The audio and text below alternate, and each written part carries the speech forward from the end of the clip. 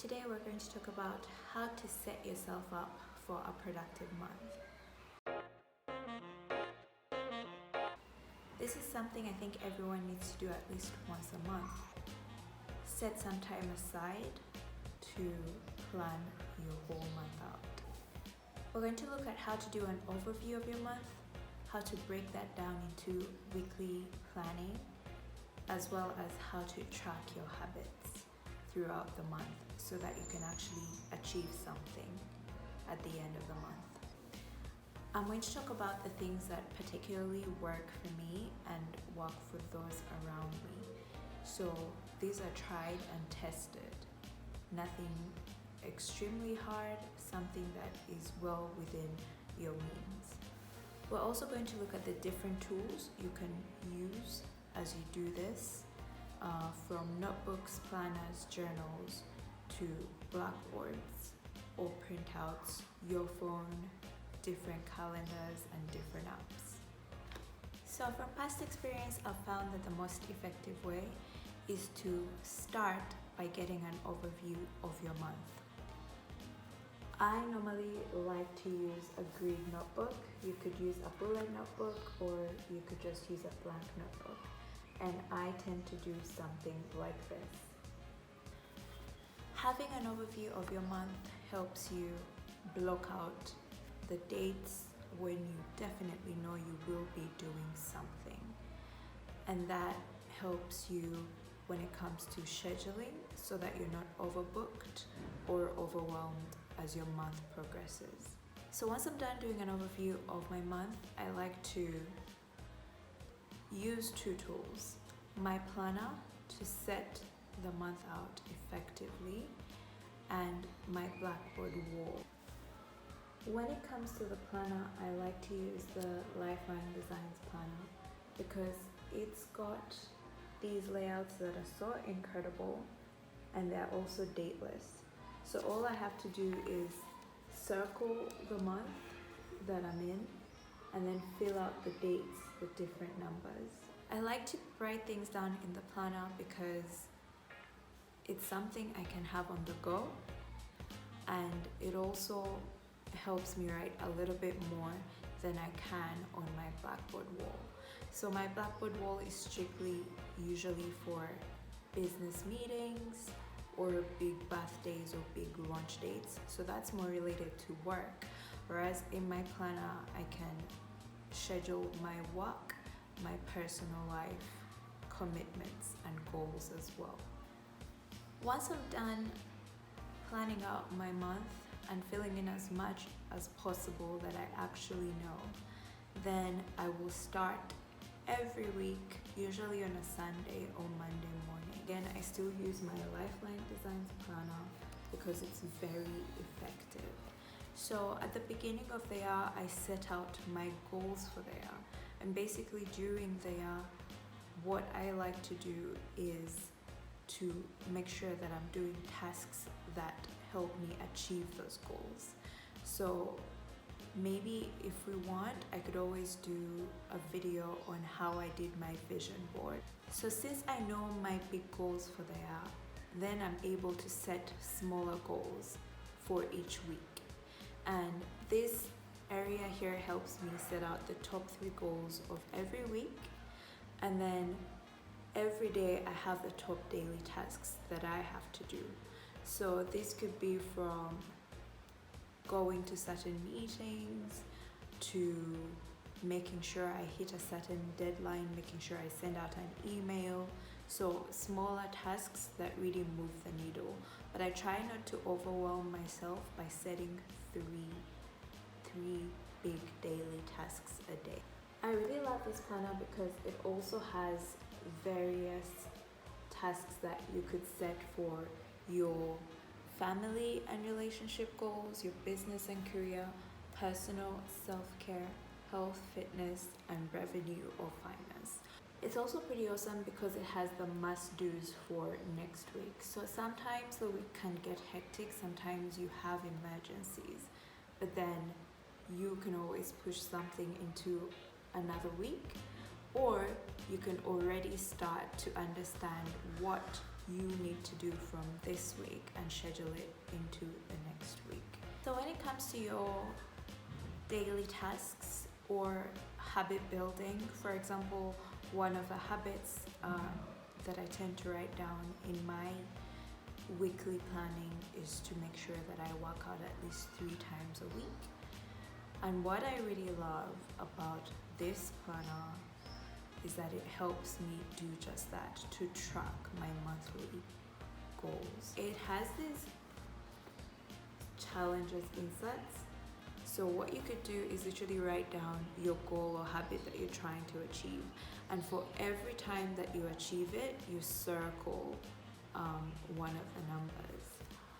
And I think that's really helpful to like keep you on track to achieving a goal every week. Whether it's waking up and journaling, whether it's waking up and going for a walk, whether it's having breakfast, you can sort of write down as many as 10 goals per month, 10 goals or habits per month. Another reason why I like using this particular planner to help me set out my goals is that it's a refillable planner. So you can actually open it and fill and refill with inserts. So for example, I got this weekly spending tracker inserts, these money inserts, and they help me set my goal for the week, so I can see what week it is, the amount of savings, what my daily budget should be, what my weekly budget is, and the days. I can circle the days that I'm under budget, but I can also write down each individual item that I buy or spend money on and the price, to make sure that I know exactly the amount of money that's going out of my accounts. Tracking money and finance is generally one of the things that a lot of people struggle with, and for me, in order to be able to get to the end of the year or the end of the financial year in my business, I need to be able to track accordingly. So of course in my business I use different software, but for my personal finances this really helps a lot to keep me on budget and to help me basically achieve my financial goals, my personal financial goals. So obviously the other tools I use are different calendars, my Apple Calendar or my Google Calendar, so that I can schedule meetings with different clients and be able to fulfill those. But usually, even if I do set them in Google Calendar so that I'm able to share them, I still write them down, because a lot of the time the first thing I open is my notebook, my planner, or look at my blackboard. So even if it's something that I'm sharing, then I'm able to write it down so I can actually get an overview. And also there's nothing more powerful than actually writing things down. So what are the overarching goals that you can set? You can set goals at the beginning of the month that are to do with your personal life, which is different from your personal brand or your business. You could set goals to do with your family and relationships, your finances, your career, your health and fitness, your diet. It's important to set at least 3 goals under each of these categories for each month, and this usually helps to set you on a trajectory to achieve success and to be productive for the rest of the month. Another thing to remember is that setting these goals or daily tasks helps you check in. You're able to check in and make sure that you're on the right track. You're able to check in and make sure that you are checking all the boxes in the things that you want to do. It helps you stay grounded so you don't stray and end up attacking other non-emergencies that are basically not part of your end goal. So it is obvious that sometimes things will come up. However, it's always good after whatever has come up has ended to be able to go back and work on something that you know needs to be worked on, so that after an emergency you're not just flailing, you're able to actually go back and work on those high impact tasks that are going to move the needle and help you achieve your goals that you set at the beginning of the year or at the beginning of the month. Now, I know I've talked about the planner a lot, but wherever you're watching from, you don't necessarily have to have this planner. It's a very good planner and I highly recommend it. It's the Lifeline 3-in-1 planner. However, you could as easily set this up in your notebook.